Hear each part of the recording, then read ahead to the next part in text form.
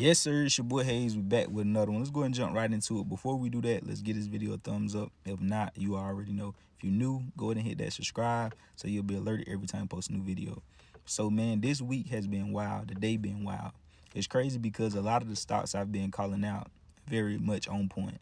I said what Coinbase would do before it did. It went crazy. I had stated a super microcomputer on yesterday. I capitalized a little bit off that today, but I lost on HIMS. I called out HIMS in the group and lost on it. So, but got out as I said I would get out at the stop. You know what I'm saying? And good get out, because sometimes you can get out at your stop and then shoot up and you be beating yourself up. You can't in that situation. That don't mean you're good or bad. What means you're a good investor, a good trader, is by you sticking to your rules, following your rules. You being a human, any of us can still disregard the rules at times from being stubborn.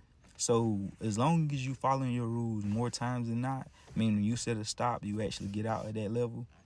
If it's not going your way and move on to the next play, then you'll be in a good situation. You get what I'm saying? But if you always blocking that stop and like, I'm gonna just hold out, I'm gonna just wait, then that's when you end up not being a good trader, a good investor, because you're not sticking to the plan, you're not sticking to the script. So it's not more so about being right, being wrong, because whenever you're wrong, it's highlighted. Everybody see that with a flashlight. But whenever you're right, they barely talking about it. You get what I'm saying? Because it's been weeks on weeks while consecutively being right. Every single play I called out, right in the group for a week straight. Next week, you know what I'm saying? Probably one time wrong, got the week. Like just going crazy. And that's the times you got to know when those moments come, take advantage. And whenever it slow up or you're not right as often, you know what I'm saying? It become a 50-50, 60-40, which is still a solid foundation to still be profitable. It's all about protecting those losses and protecting your account, having small losses. Because in a 60-40 or 50-50 scenario, if your average, if you aiming to make $100, $200, you only should be losing $40, $30. So you lose 5 times $30, you lost $150 compared to the 5 wins of an average of $200. You made 1,000, subtract the 150, you still up $850 with a 50-50 win rate. You get what I'm saying? So it's not more so about being right and being wrong. It's more so about sticking to the plan, sticking to what you laid out. This week definitely supposed to be in the complete opposite though.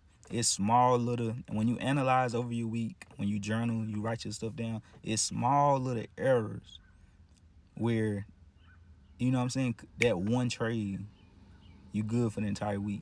Like Tesla and Coinbase, like those 2 trades, you'd already been up $10,000, $15,000 for the week off of a grand or 2. So that those one little moves right there could change the whole trajectory. But you know what I'm saying? Then when you miss moves like that or plays that you called out, you'll be trying to force something that's not there. You got to pay attention to stuff like that as well. So like I said, we all human. Regardless of what you're doing in life, what profession, you will have losses. LeBron James is arguably the best player we ever seen. And LeBron James is not going to make 100% of the shots he take up. He's going to make majority of them because the knowledge, the experience, the time, the effort that he put into his craft, he's going to make more than he missed. Same thing with this.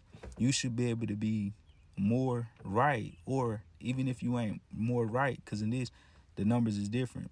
Like I said, it could be 50-50, 60-40. But if you're managing your account correctly, you're managing your emotions, you managing your position size, you only paying attention to A+ opportunities, risk low, high reward, then you'll be in the same position to where more times than not, your account is going in the right direction and you're making more than.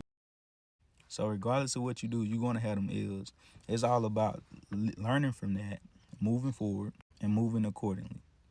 Because all it takes is sizing down, being consistent, getting back into that zone, and then taking off again. The stock market is on the verge of a new all-time high.